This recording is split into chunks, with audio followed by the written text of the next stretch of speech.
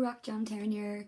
I'm really sorry I couldn't be there today, but I hope you're having a fantastic time at Rockjam and enjoying the sun.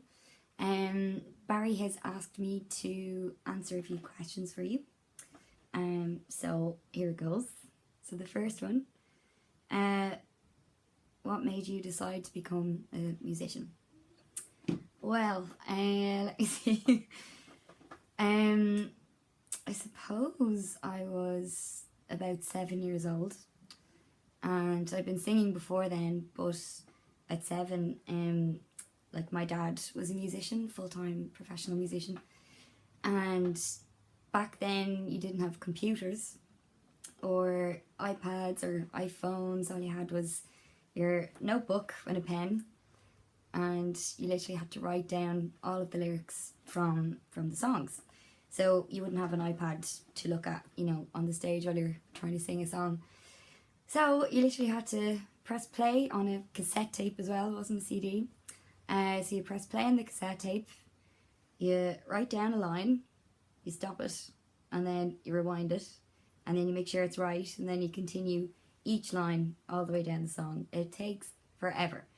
So just think, if you have like a 2-hour set, a 2-hour gig, that's a lot of songs, you know, like 30 plus songs that you have to know, you know, off by heart. And if you don't, you write it down on the paper. So my dad was obviously getting a bit tired writing down all these lyrics, so he asked me could I help him. So I said okay. So I would put the cassette tape in, and I think the first song that I ever wrote down for him was Mariah Carey song. What's it called again? I'll think of it. I can't remember the name of it now. Oh, it's there, but I can't think. What's the song? I Can't Live Without You. That's it. Yeah. So, sorry, I had to get that out. So, yeah, so I sat down, pressed the cassette tape, and literally stop, play, rewind, stop, play, rewind, and went through the entire song and wrote every single lyric out. And that's kind of what got me into singing. So I would write the lyrics down for my dad, and then I'd start doing it then myself. So I'd ask my mom or my dad, would they buy me a cassette tape? And they nicely obliged, and you know, they bought me a few cassette tapes and a few albums and DVDs then eventually when they came out, and CDs. So I was in my room constantly just learning songs, and the best way to learn a song is to transcribe it, is what we say. So transcribing is, you know, learning the song note for note, lyric by lyric, phrase by phrase, off by heart completely. So then in time you can make it your own, and listening to loads of different artists and getting everybody's different way of singing, how they sing, and you eventually take a little piece of all of that and you make your own sound. So just from listening very closely to what each of these artists were doing, when I was, you know, listening to them very closely, writing down the lyrics, I kind of caught onto small detail. So technique, their breathing, where they would breathe, where in their head they would have their voice, like would it be placed here in the mask, or would they sing from their throat, which is bad, or their chest, or they use their diaphragm. And you can hear all this, you know, if you really study it, or if you have a passion for it like I have, you just naturally want to learn more and more, you know. So yeah, then I caught on to different styles of music then. So from going to listening to Mariah Carey, which is pop, you know, going into metal and pop, I think that's a further on question that I'll answer in a minute. But yeah, that's my dad really. That's how I got into music in the first place. Okay. So, secondly, question number 2. Who are your musical influences? So I made a little list, so it's kind of a bit long. And so, female singers firstly. So from the beginning, obviously, Mariah Carey. She was my biggest influence. Just for her range, she had like 4.5 octave range. It's ridiculous. And she could sing like up in the gods. It's called whistle tone. It's a certain type of vocal technique that not many singers can do, and it's very, very difficult. So she was very impressive, and just for her technique and for her range, that's why I loved her. And Barbra Streisand. Now I'm sure most of you don't know who Barbra Streisand is, but for me, she was a big deal. I was lucky enough to see her actually when I was 21 years old. I got it as a birthday present for my parents, and I cried like a baby. I did.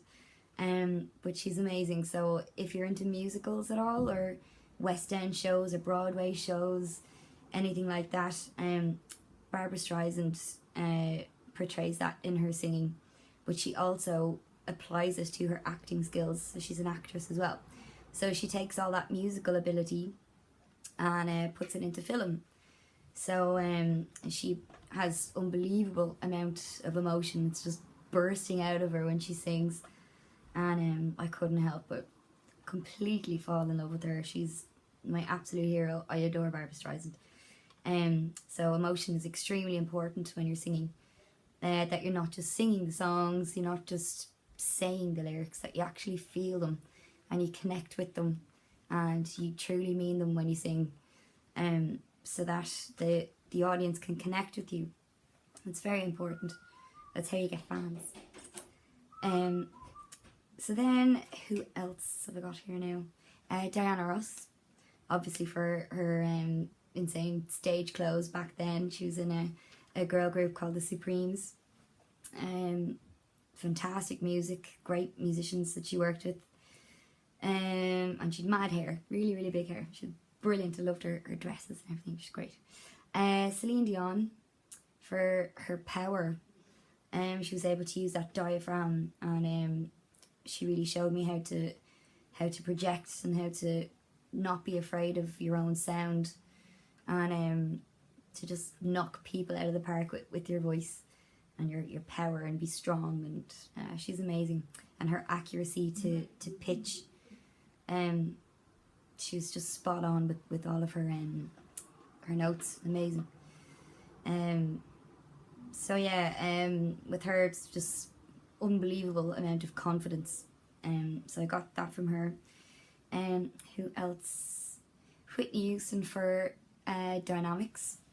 So she's able to, even though she's able to project really, really loud, she can also bring that soft, sweet tone in and make it really as quiet as possible, so that you're really intrigued. And again, she portrays unbelievable emotion when she sings.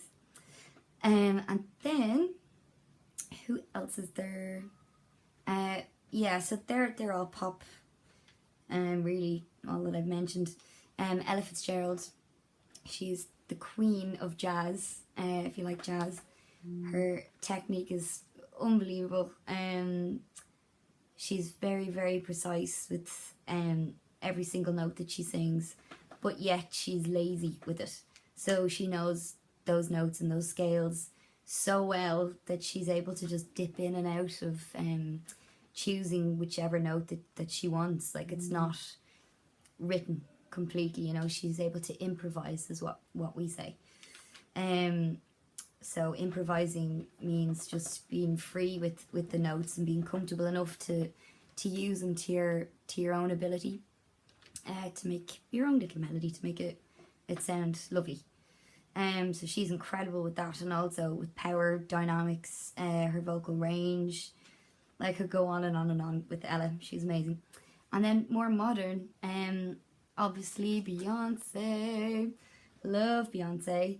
I think she's just ridiculous. She's able to dance and move her neck around and stuff when she's singing. She's unbelievably fit. Serious amount of power, great technique. Her costumes, just everything. Her attitude towards music. She gets the best musicians in. She's just an all-rounder. She's just amazing. I love her. And then Sia. I love Sia. I think she's great. She's not just your typical clean sounding singer. She's kind of a bit rough around the edges. She's a bit husky. She's a bit hoarse. And she uses it to her advantage. And she sounds amazing. And you think that she's not going to reach certain notes. And then all of a sudden she comes out with these notes. Yeah, she's truly amazing. I love Sia. Who else have we got here now? Oh yeah, so that was all female. So male, I love Stevie Wonder. Obviously, because he has that lovely kind of blues sound to himself. He's not afraid to use scalar movement. So, you know, I was talking about before, going through all your scales and everything like that. So Stevie Wonder has that talent that, you know, Ella Fitzgerald would have, that they know the scales so well that they're able to dip in and out of different notes, and they're not afraid to explore, and they're not afraid to just go out there and sing whatever, and you know, they'll make a mistake sound good if they're confident enough, and they're amazing. Stevie Wonder also has the power behind him. He has all those ornamentations, the scalar runs coming down, going up. He's unbelievable. Incredible musician, great piano player and harmonica player, everything. And he's brilliant at rhythm as well. So if you're singing blues or jazz, rhythm as well as scalar movement and improvisation, rhythm is extremely, extremely important. So that it's not boring, you know, because rhythm is what gets the body moving, you know. So he's amazing, love him. Kurt Elling, he is kind of more on the jazz front, whereas Stevie Wonder was more soul, kind of, you know, but also kind of jazz too. Excuse me, but Kurt Elling, yeah, he's just pitch perfect. It's ridiculous. It sounds like he's auto-tuned live. I got to see Kurt Elling in the National Concert Hall a couple of years ago, and he made me cry, actually. He sang, is it Danny Boy? Or Raglan Road, I think he sang. And there wasn't a dry eye in the house. He's really good with breath control, so holding his notes for forever, like ridiculous. He's so good. Accuracy with pitch, he's just spot on and full of confidence. He's amazing. Bobby McFerrin, Barry, I'm sure you can show the students one of Bobby McFerrin's videos. I'm not even going to say anything about Bobby. I'll just let you witness it for yourself. It's crazy. Okay. James Hetfield from Metallica. He's got a great voice and he's very good at warming up. Who else? There's Eddie Vedder. I love Eddie Vedder's voice. Pearl Jam. Jeff Buckley, obviously he is just a beautiful singer in every single way. He is just the male singer for me. I absolutely adore him. His dynamics, when I say dynamics, I mean soft and loud. He portrays emotion. You can just hear, you can really feel what he's feeling just by listening to him. He's incredible. And then Stephen from Codaline, he's absolutely incredible as well. He's got that whole falsetto thing that Jeff Buckley has, and it's just seemingly amazing. It's just so smooth and yeah, it's beautiful, gorgeous. So let's see what the next question is, shall we?